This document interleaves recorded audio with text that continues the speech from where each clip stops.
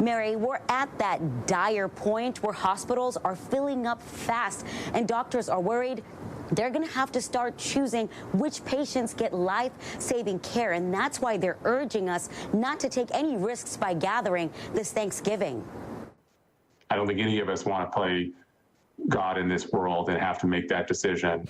Up until this point in the pandemic, doctors haven't had to make gut-wrenching decisions about who lives or dies. But ER doctor and president of the Washington State Medical Association warns we're on that path. Our hospitals are at record capacity. This Washington Health Department graph shows COVID-19 hospitalizations nearing an all-time high. We have to recognize that at some point, if we don't change the trajectory of this disease, we're going to be making choices that people are going to be uncomfortable with. Also, there's staffing shortages made worse by a growing number of COVID-19 patients. Karen Goheen was one of those COVID-19 patients and a nurse. We're already stressed. We've been through 7 months of short staffing and lots of illness. Dr. Slicker says some hospitals are already limiting non-urgent surgeries, which will get worse next month if hospitals need to make even more space. We're buying space and we're buying time for us to rally as Washingtonians to do the right thing. They all stress we stay home this Thanksgiving and save lives. We cannot have people dying in the parking lots of our hospitals in the state of Washington. That will not be acceptable to us. We all want to be with our families, but we also don't want people to be missing the next holiday that we get together. Has approved the 2021 budget, but will it actually get off the mayor's desk without a veto? We've seen a months-long budget battle between the council and mayor, largely over efforts to defund the police department. Only on KOMO, Patrick Quinn sat down with the mayor on the fate of this budget and the police department. After months of protests on the streets, outside the homes of city leaders, and a contentious back and forth in City Hall, the 2021 budget finally has passed. Will you sign it? Yes. Along the way, the mayor told me there were lessons learned, and regrettably, one major city leader lost. That Chief Best did not have to resign as a result. But I also think that that was a catalyst for a lot of people to think about the impacts of their own actions. The mayor said this budget turns the dial on how the city addresses homelessness. It marks the biggest investment into equity the city's ever seen, but the biggest change, policing. In 2021, the city will slash the police department's budget by roughly 20%, leaving SPD with its smallest force since 2014. The council budgets for 1,343 officers. The mayor, who proposed a department of 1,400 officers, fears this downsizing could challenge public safety. I am concerned that we're getting a reduced level of staffing at SPD that not would just implicate the consent decree, but that would implicate the public safety we need for the city of Seattle. Under the consent decree, SPD must comply with federal guidelines on policing, now made tougher in light of these cuts. Durkan said SPD is working to get a new class of recruits into patrolling, and Chief Adrian Diaz hopes to showcase a new policing model by the spring. After a fiery summer, Mayor Durkan focused on the future. We hopefully have turned the page to be able to work collaboratively. Patrick Quinn, KOMO News.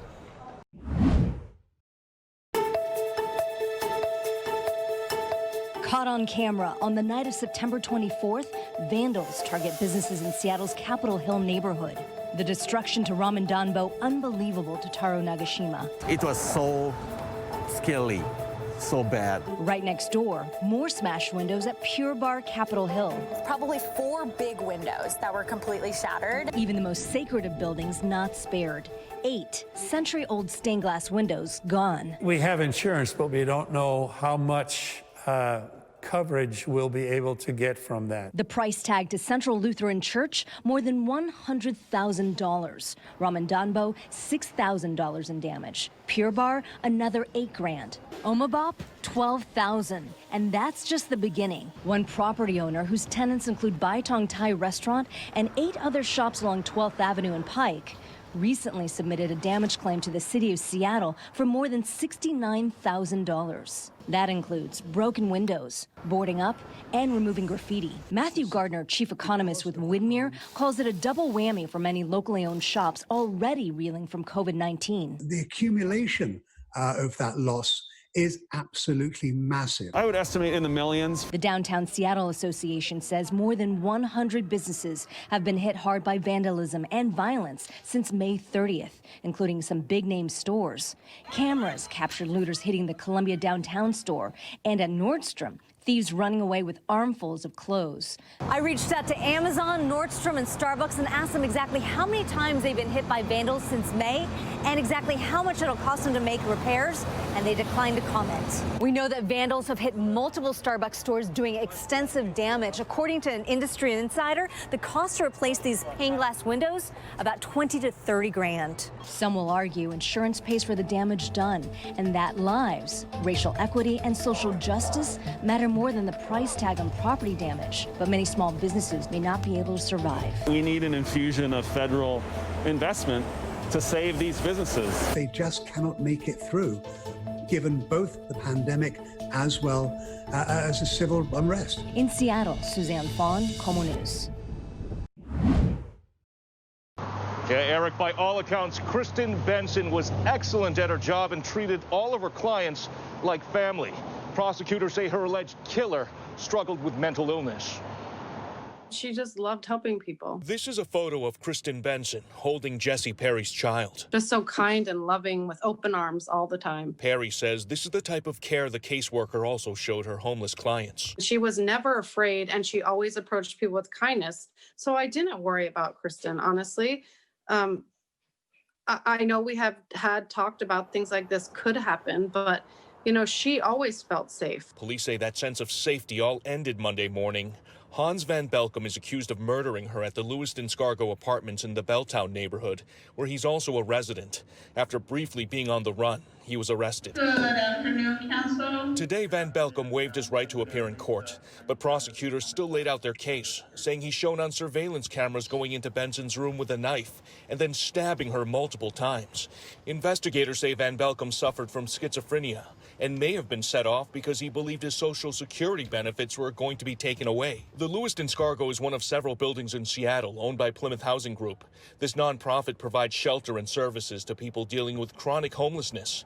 After this incident, Plymouth Housing sent us a statement that reads in part, "We're reviewing our security protocols in the wake of this tragedy and exploring options, and additional security is one option." Kristen would be the first one to forgive this man. She would. Benson's now being remembered by close friends like Kat Stulik, who says this job was her calling. I don't know how to explain it any better than that. I think she was born that way. Hey, everybody, I'm Eric Johnson from KOMO News. Thanks for checking out the KOMO YouTube channel. You can see more of our videos right here by clicking on the video links for more news from the Seattle area and all of Western Washington. And don't forget to click the subscribe button below so you don't miss our YouTube updates.